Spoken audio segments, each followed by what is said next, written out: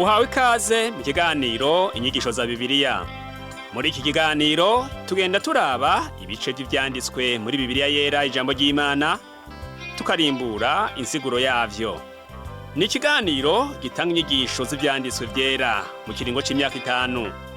Inyuma y'icigwa turaguha inomero woturonderako igihe wogira ico ugomba guterera canke kubaza. Kaze twumvirize kandi twigishwe.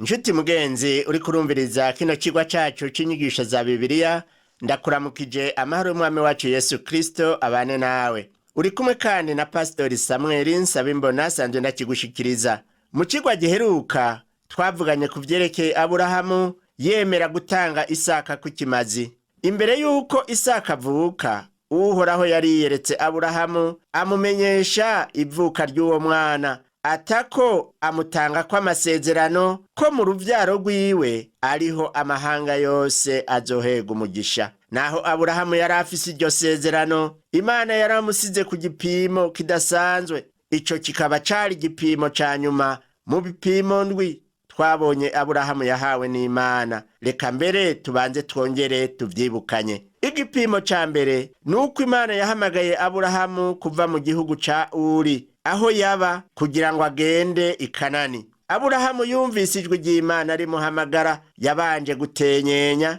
Ukwizera kwiwe kwari gukeya, ntikwari gukomeye. Ariko mu nyuma yahavuye yumvira ijwi ry'Imana, ava muri Uri nk'uko Imana yari yabimusavye, agenda i Kanani ashikayo amahoro. Imana irahamuhezagirira. Igipimo kigira kabiri nuko amaze gushika i Kanani haciye hatera inzara. Aburahamu yaciye ava mu gihugu c'i Kanani ahungira muri Egiputa. Aho rero yarose itunga aronkamo na Hagari. Ibyo bikaba uko ari bibiri vyaramubereye ibigwisha. Ikipimo kigira gatatu nuko itunga rya Aburahamu yaronse ariryo ahanini ryamubereye igipimo gikomeye. Itunga naryo ryama ribera abantu ikigwisha mu buryo butandukanye. Ariko rero naho Aburahamu yarose itunga, ntiyibagiye Imana, kuko yamashima gufasha umuhungu wabo Loti. Ariko rero itunga niryo ryatumye atandukana na Loti. Yongera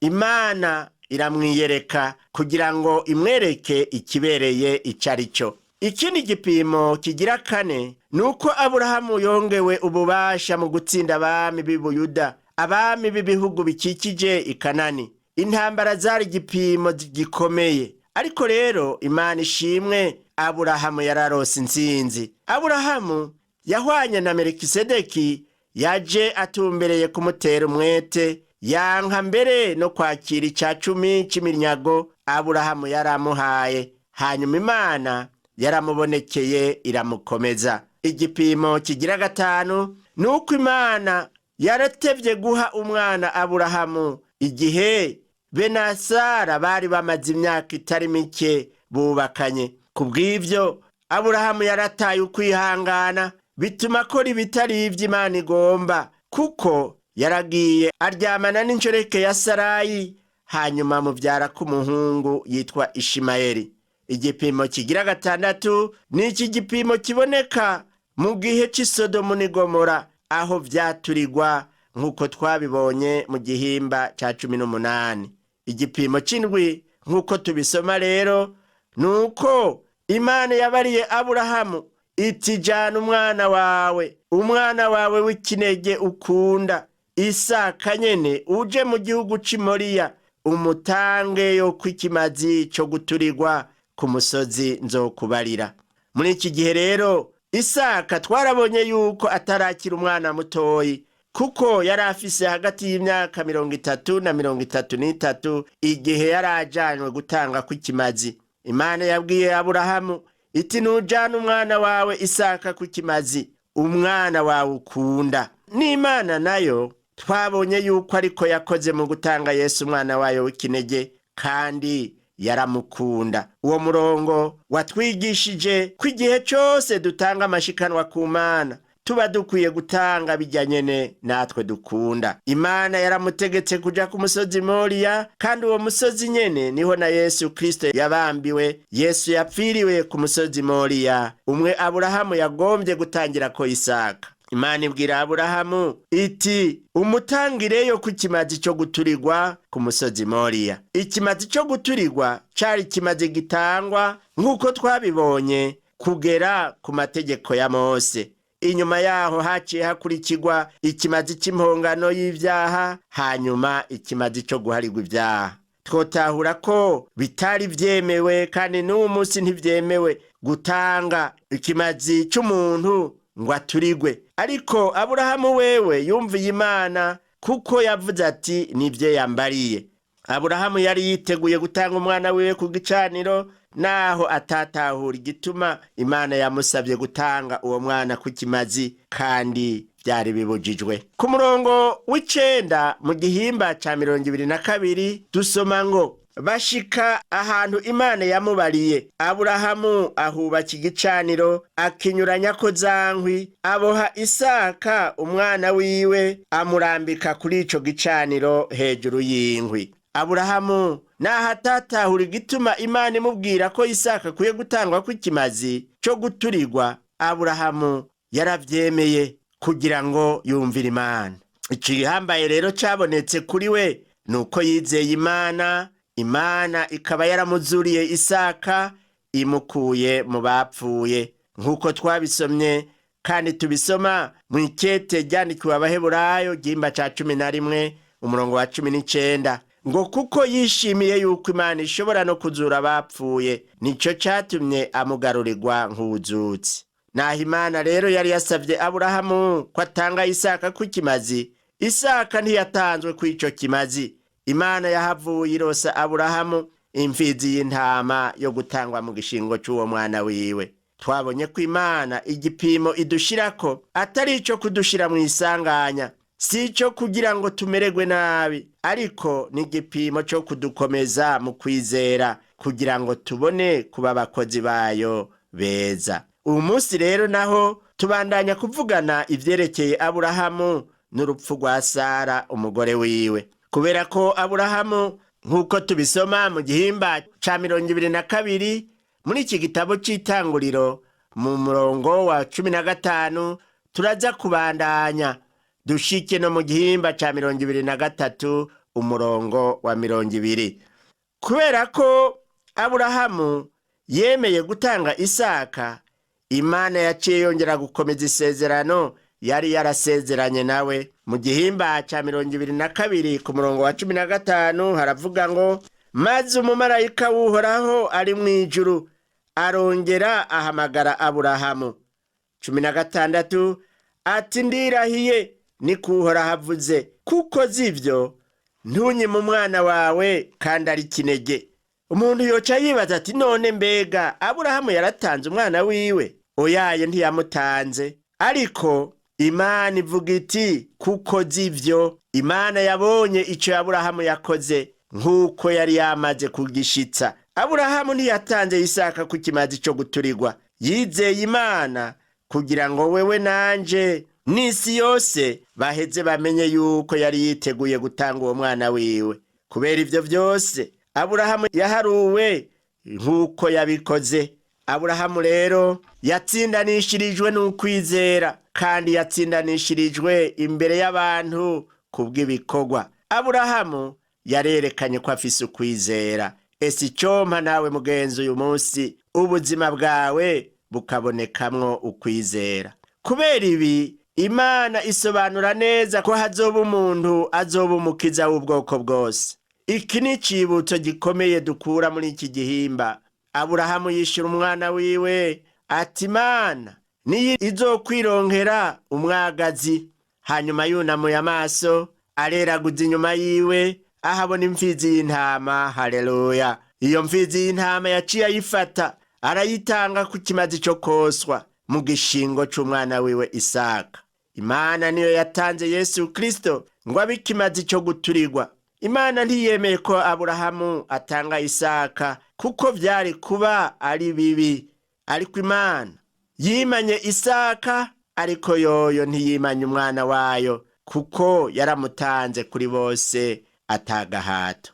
Umurongo wa 17 n'uwa 18 yo mu gihimba ca 22 turasoma ngo, eka mbere no kuguha umugisha nzowuguha, kandi n'uruvyaro rwawe nzoruha kugwira, rungane n'inyenyeri zo kwijuru canke n'umusenyi wo kw'isesero ry'ikiyaga, kandi ruzotsindira ibisagara vy'abasi babo. Kandi mu ruvyaro rwawe niho amahanga yose yo mw'isi azohega umugisha, kuko wanyumviye. Haleluya. Imana yabwiye Aburahamu iti mu ruvyaro rwawe niho amahanga yose yo mw'isi azohega umugisha. None umuntu yokwibaza ati mbega n'uruhe ruvyaro Imana iriko iravuga ngaha? Usomye mu ikete Pawulo yandikiye Abigalatiya mu gihimba ca 3 umurongo wa 16 ucubona yuko Pawulo abisobanura ivy'urwo ruvyaro. Urwo ruvyaro n'abizera Imana.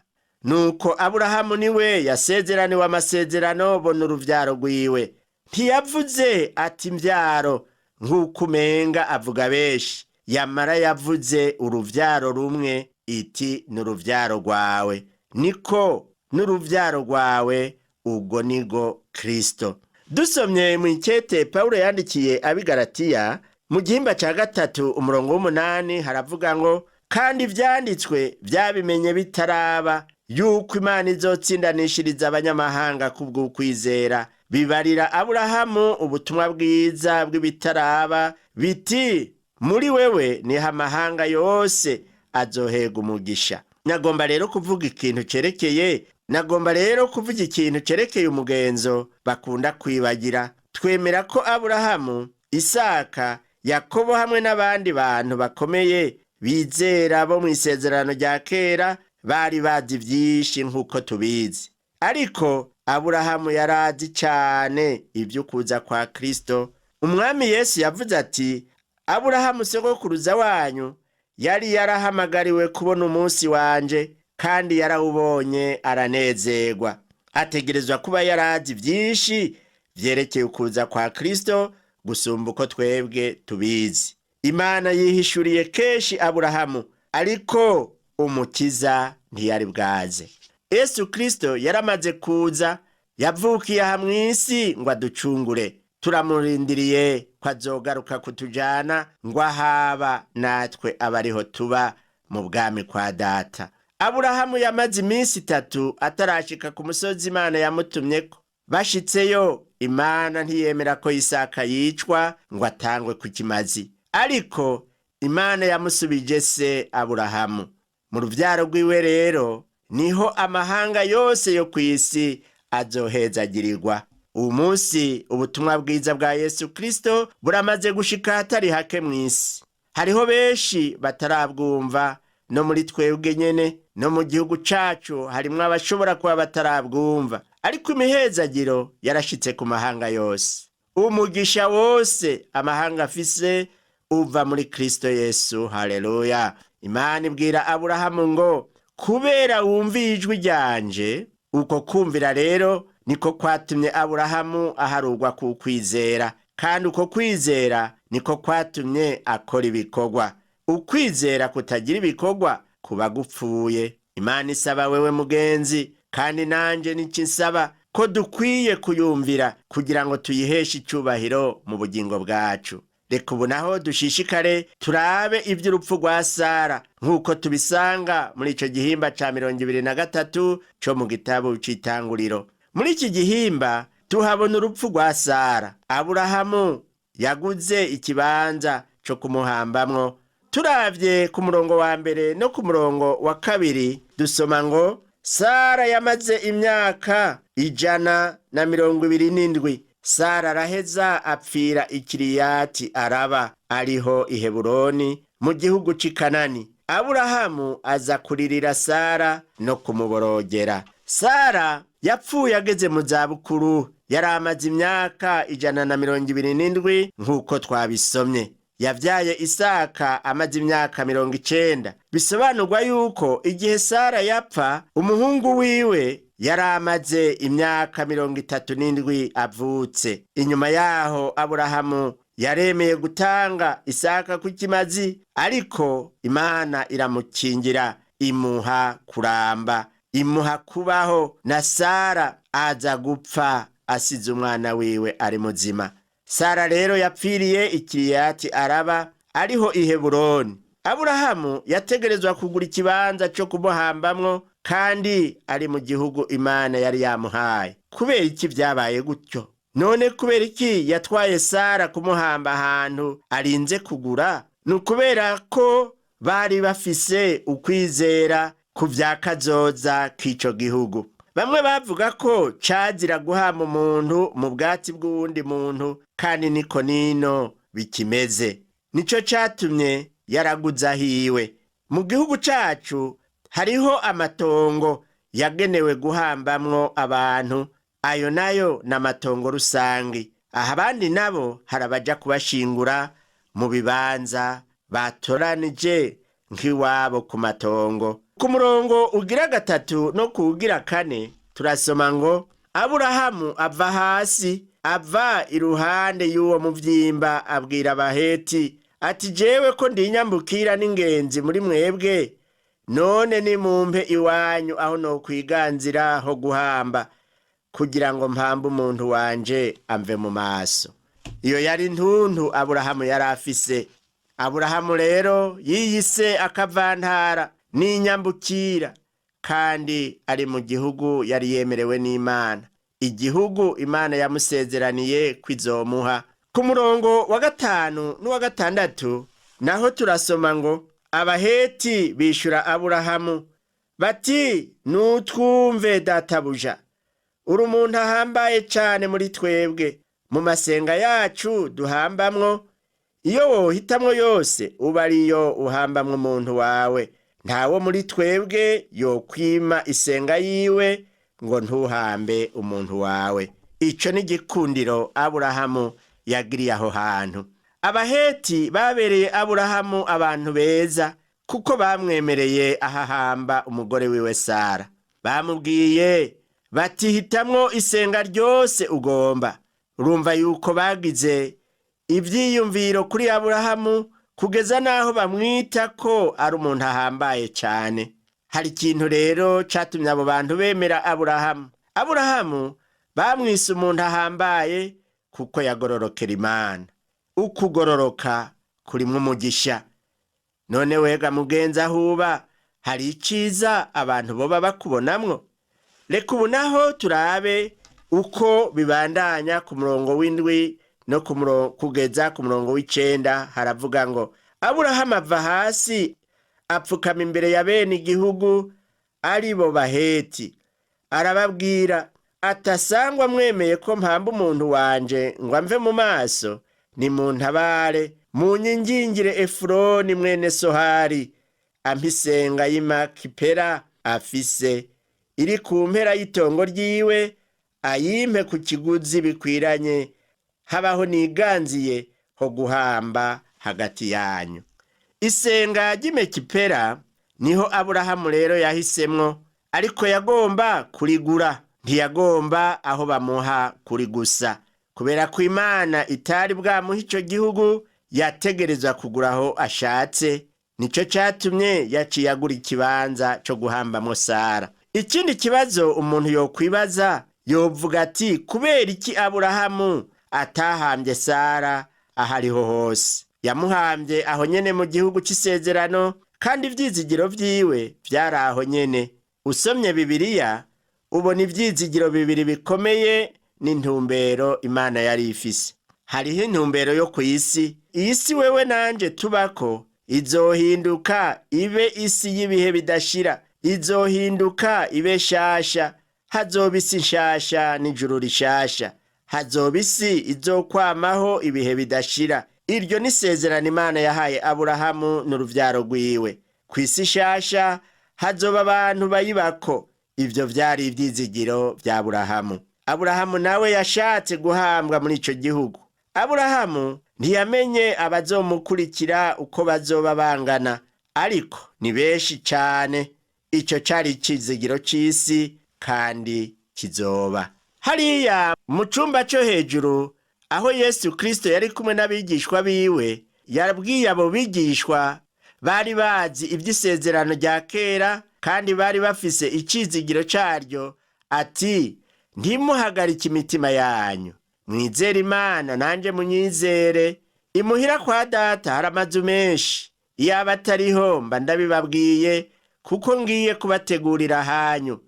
Kandi ko ngiye kubategurira hanyu, nzogaruka kubajana iwanje, ngo aho ndi namwe abariho muba. Niko tubisoma mu butumwa bwiza uko bwanditswe na Yohana mu gihimba ca 14 umurongo wa mbere kugeza ku wa 3. Yesu avuga ku vyerekeye Yerusalemu nshasha, ariko arategurira abayo uwu munsi, ariko arategurira ishengero ryiwe uwu munsi, kuko ariho rizoja kuba. Yerusalemu nshasha izobaho ibihe bidashira. Izi nyigisho rero zari nshasha ku bigishwa ba Yesu, kandi n'ubu ndiyumvira yuko zishobora kuba ari nshasha ku bakristo batari bake. Imana ntiyigeze ibwira Aburahamu ko izomukura mw'isi ikamujana mw'ijuru, ariko yagombye kumubwira iti nzoguha kiriya gihugu. Aburahamu yizeye Uhoraho ku vyo yamubwira byose. Nico gituma Aburahamu yagombye ko Sara ahambwa muri ico gihugu c'isezerano. Aburahamu nawe yashimye guhambwa aho nyene amaze gupfa. Rero Aburahamu na Sara, mbere na Isaka na Rebeka na Yakobo hamwe na Leya bategerezwa guhambwa aho nyene, kubera ivyizigiro vyabo vyo kuzuka mu bapfuye muri ico gihugu. Ivyo vyari ivyizigiro bari bafise mu buzima bwabo. Ivyizigiro vyacu nk'abakristo bo mw'isezerano rishasha ni ivyizigiro vyo mw'ijuru. Nizigira rero yuko vyumvikana kugira ngo utahure igituma vyari ngirakamaro kuri Aburahamu guhambwa muri ico gihugu.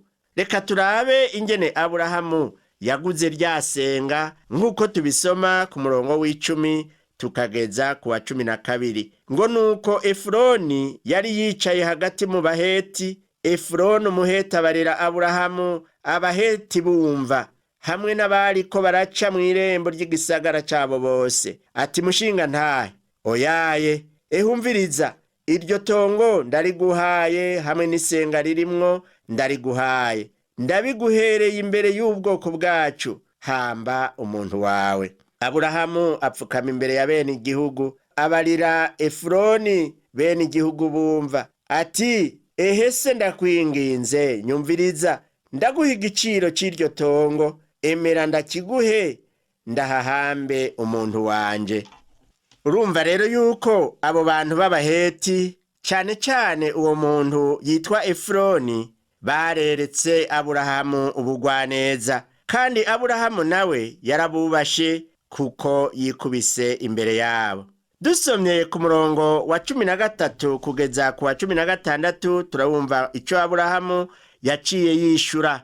Twabonye ko Aburahamu yishuye abo bantu, arababwira toya, ndaguha igiciro gikwiranye n'iryo tongo, kandi ndariguha aba bantu bose babona. Ku murongo wa 14 haravuga ngo Efuroni yishura Aburahamu ati mushinga ntahe, niwumve, none agatongo gaciye shekeri z'ifeza 400 konteranya nawe, nuko hamba umuntu wawe.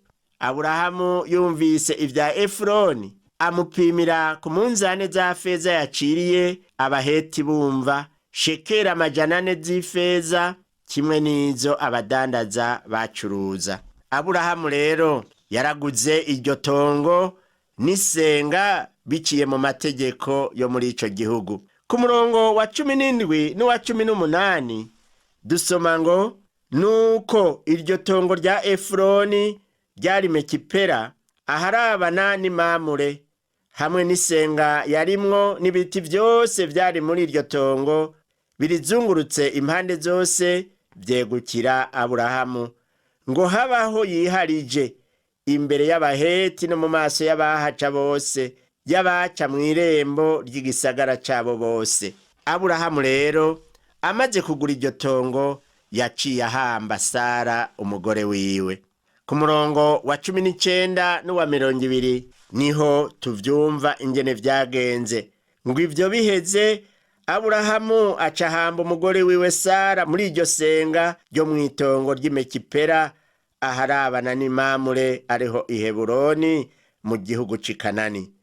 Nuko iryo tongo n'iyo senga irimwo Abaheti baravyemeza ngo Aburahamu ahegukire habaho yiharije ho guhamba. Aha hantu rero Sara niho yahambwe. Ni naho umusigiti ukomeye wubatswe i Heburoni. Ni umusigiti wa kabiri canke wa gatatu ukomeye mu bihugu vy'Abayisilamu. Reka turangize rero kino cigwa c'uyu munsi twibukanya ko Kanani cari igihugu c'isezerano Imana yahaye Aburahamu n'uruvyaro rwiwe mu buryo bw'umubiri. Ariko igihugu c'abizera Yesu Kristo yadusezeraniye ni mw'ijuru, aho Yesu ariko aradutegurira akaba ari mu kuza kutujanayo abizera, aho tuzokwamana nawe tunezerewe.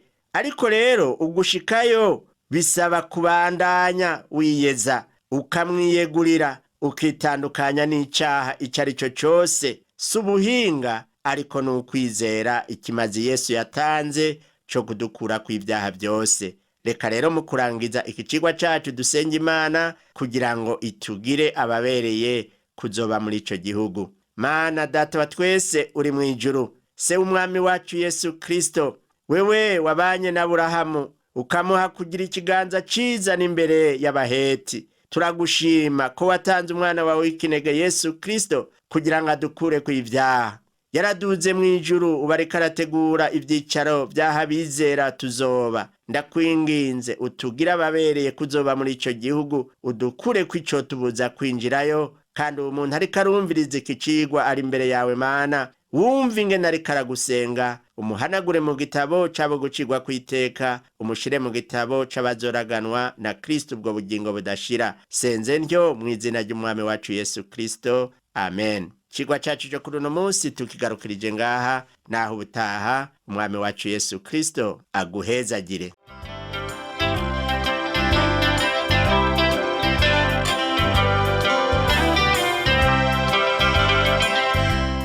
Wakoze kumviriza icigwa c'ijambo ry'Imana c'uyu munsi.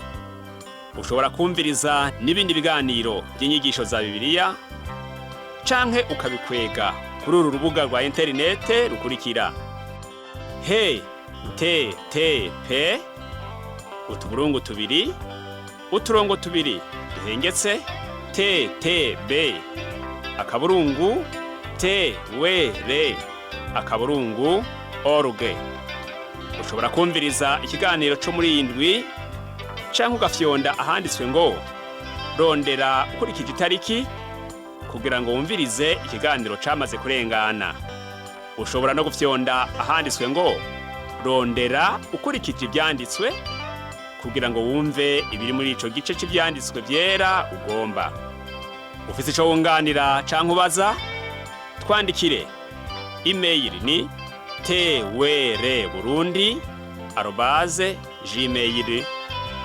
twr@gmail.com. Ushobora kandi kudusanga kuri Facebook yitwa TWR Burundi. Ushobora no kutwakura kuri iyi telefone yo mu biro. Inomero ni 22 24 26 57 mu masaha y'akazi. Canke kuri telefone ngendanwa, inomero ni 69 67 12 77 79 74 19 93. Udusanga kandi kuri Whatsapp, nimero ni 79 38 71 99. Yesu aguhezagire.